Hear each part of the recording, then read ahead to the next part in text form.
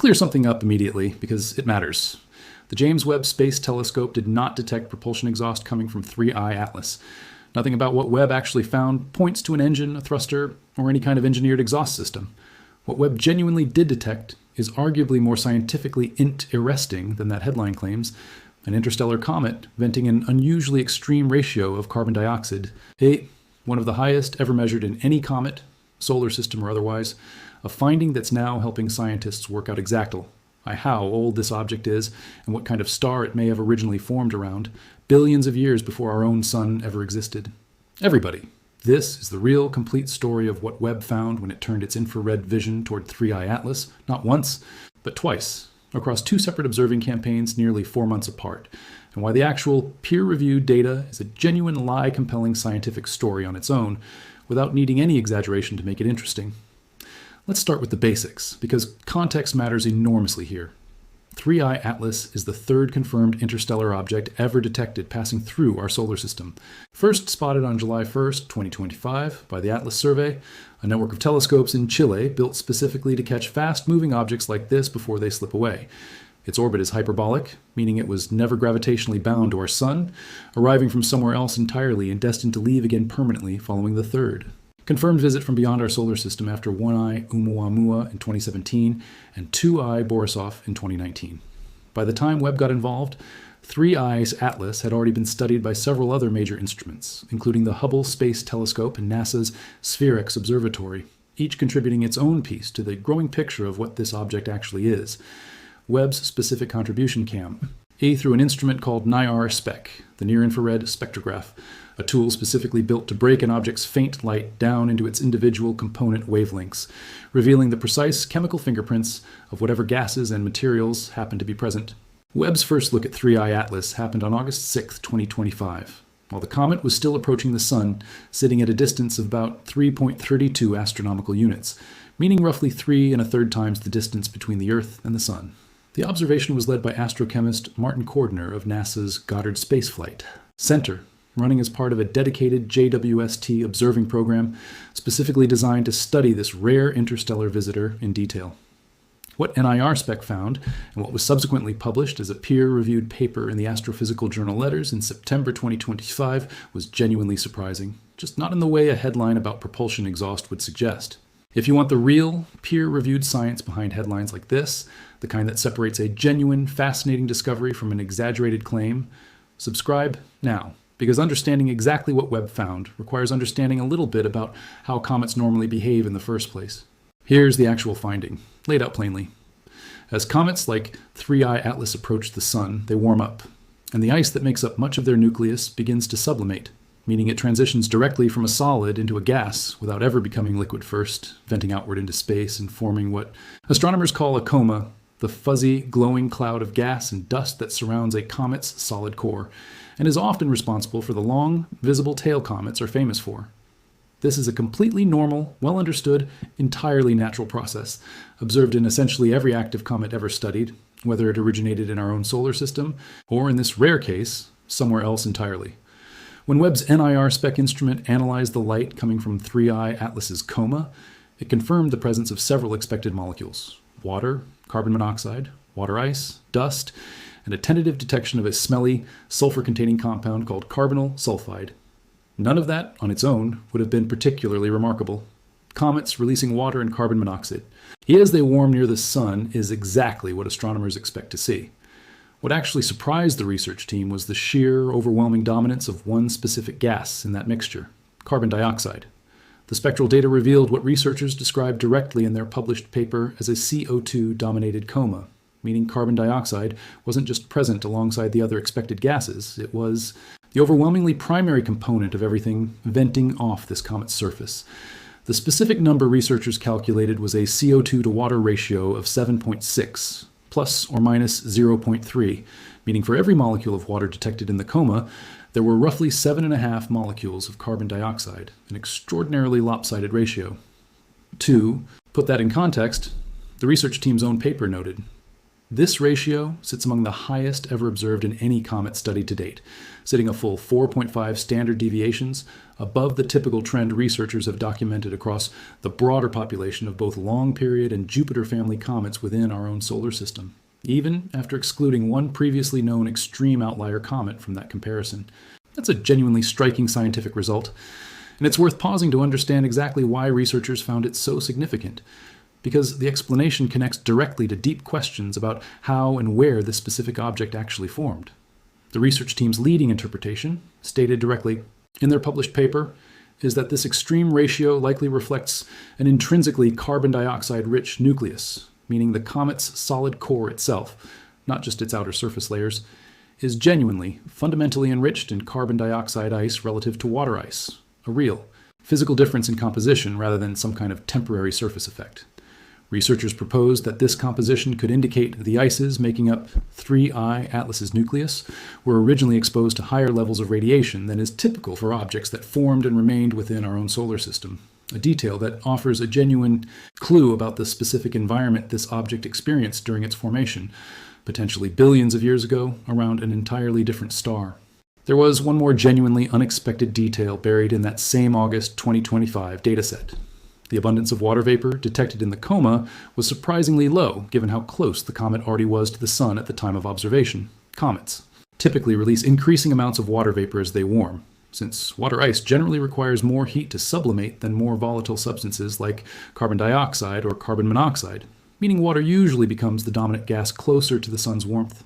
Finding comparatively little water at this specific distance suggested to researchers that 3I Atlas's water ice sublimation simply hadn't fully kicked in yet, and that the comet's water output was expected to increase substantially as it continued its approach toward the Sun in the following weeks and months, a specific, testable prediction. The research team could then check against further observations later in the comet's journey. That August 2025 study wasn't Webb's only look at this object either, and the second observation, conducted months later under completely different conditions, added an entirely new layer of scientific insight. As 3I Atlas made its closest approach to the Sun in late October 2025 and then began moving away again, astronomers recognized a genuinely valuable opportunity. The comet, is ancient ice, freshly warmed by its closest solar encounter, had converted into a bright, actively venting coma of gas, offering researchers an even richer target for detailed chemical analysis than the earlier, more distant observation had allowed. NASA's Webb team turned the telescope's NIR-spec instrument toward 3I Atlas again in December 2025, this time specifically to map out even more detailed chemical ratios as the comet retreated back outward. Martin Cordner, again leading the research, described the value of this specific opportunity directly, calling it a unique chance to study a genuinely ancient object from beyond our own galaxy's local neighborhood of stars, an object that most likely predates our own Sun and solar system entirely. This second round of data captured something genuinely remarkable, chemical evidence bearing directly on the comet's true age. Webb's NIR-spec instrument measured the specific ratio of different carbon isotopes present in the comet's gas, comparing the abundance of carbon-13, a slightly heavier, rarer version of ordinary carbon, against the far more common, lighter carbon-12. The results showed only trace amounts of carbon-13 relative to carbon-12, a ratio meaningfully different from what's typically found in comets native to our own solar system. That specific detail matters because of how galactic chemical evolution actually works. Over cosmic time, as successive generations of stars are born, live, and eventually die throughout the galaxy's history, each generation enriches the surrounding interstellar material with slightly heavier elements forged in stellar nuclear fusion and supernova explosions, gradually increasing the overall abundance of isotopes like carbon-13 in newly forming stars and planetary systems over billions of years. A comet, showing unusually low carbon-13 levels, the way 3I Atlas does, is chemically consistent with having formed extremely early in the galaxy's history. Before that, gradual isotopic enrichment process had built up to the levels seen in younger systems, including our own solar system. Webb's team also measured deuterium, sometimes called heavy hydrogen, a naturally occurring but comparatively rare variant of ordinary hydrogen, containing an extra neutron in its nucleus. The specific ratios of both carbon and deuterium isotopes detected in 3I Atlas's coma were found to differ meaningfully from anything documented in comets that formed within our own solar system. Additional, independent chemical evidence supporting the same broader conclusion that this object is a genuine relic from an entirely different, and likely considerably older, stellar environment than the one that produced our own sun and planets. If genuinely fascinating, peer-reviewed chemistry like this, the kind that lets scientists estimate an object's age and origin just from careful analysis of gas ratios, is exactly the kind of real science you come here for. Subscribe now, because there's still more to this story worth understanding properly. It's worth being direct about something else buried in that first published paper, because it connects to exactly the kind of a misunderstanding a title like Propulsion exhaust tends to generate. The research team's paper explicitly noted they found no clear evidence for non-gravitational acceleration in 3I Atlas's trajectory based on this particular dataset, meaning the object's path through space, as far as this specific observation could determine, was fully explainable through ordinary gravity alone, without requiring any additional force, whether from natural outgassing thrust or anything else, to account for its motion. That detail matters because non-gravitational acceleration, an unexplained push affecting a comet's trajectory beyond what gravity alone predicts, was one of the specific anomalies Harvard astrophysicist Avi Loeb had pointed to elsewhere in his broader case for considering an artificial origin for this object. Webb's own August 2025 dataset, at least at that specific point in the comet's journey, didn't find that particular signature at all. It's also worth understanding exactly why a real natural phenomenon like intense CO2 outgassing could end up mischaracterized as something resembling propulsion exhaust in less careful reporting. Comets venting gas do, technically, experience a small physical force from that outgassing, since material leaving the nucleus in one direction imparts a tiny, reactive push in the opposite direction, the same basic physics behind how a rocket engine works. This is a real, well-understood phenomenon in cometary science, and it's precisely the mechanism responsible for the genuine non-gravitational accelerations documented in many ordinary solar system comets over the decades. But there's an enormous difference between a natural diffuse cloud of subliming ice creating a tiny, unfocused, physically expected reactive force, exactly the kind of process every active comet in the solar system undergoes to varying degrees, and a directed engineered propulsion system deliberately producing thrust for guidance or control. Webb's data describes the former, clearly and unambiguously, a comet doing exactly what a comet does when it warms near a star, just with an unusually extreme chemical composition driving that activity. Nothing in the published, peer-reviewed data describes anything resembling the latter. There's a broader pattern worth recognizing in how this specific research fits into the wider body of science surrounding 3I Atlas. Webb's findings didn't emerge in isolation. Separate observation using NASA's SphereX observatory detected a similarly extensive carbon dioxide coma around the same object, and researchers using the James Clerk Maxwell Telescope in Hawaii conducted their own independent radio observations across August and September 2025, specifically tracking the development of the comet's outgassing activity over time and eventually detecting hydrogen cyanide, another molecule commonly found in cometary comas, in 3I Atlas's own coma as well. Each of these separate research efforts, using different instruments, different wavelengths, and different specific molecules as their focus, converged on the same fundamental picture, a genuinely active, chemically distinctive, but ultimately natural comet, releasing gas exactly the way physics predicts an icy body should when warmed by a nearby star, just doing so with an unusually extreme carbon dioxide signature that offers real, valuable insight into the conditions under which it originally formed. That convergence across multiple independent instruments and research teams is exactly the kind of pattern that gives scientists genuine confidence in a natural explanation. If Webb's carbon dioxide-dominated coma had been some kind of isolated, unreplicated anomaly, contradicted by other instruments studying the same object, that would be a much stronger signal that something unusual, possibly even requiring an exotic explanation, was actually happening. Instead, SphereX confirmed a similarly extensive CO2 presence independently. Ground-based radio telescopes tracked consistent, physically expected outgassing development over time, and Webb's own two separate observing campaigns, conducted nearly 4 months apart under very different conditions, told a coherent, internally consistent story about a genuinely old, chemically distinctive, but fundamentally ordinary comet. So what does all of this actually tell us about where 3I Atlas came from, and why does it matter? The extreme carbon dioxide enrichment, the unusually low carbon-13, abundance, and the distinctive deuterium ratios all point in the same general direction toward an object that formed an extremely long time ago, quite possibly in a very different region of the galaxy than our own solar system's birthplace, under chemical and radiation conditions genuinely distinct from anything that shaped the comets we're familiar with closer to home.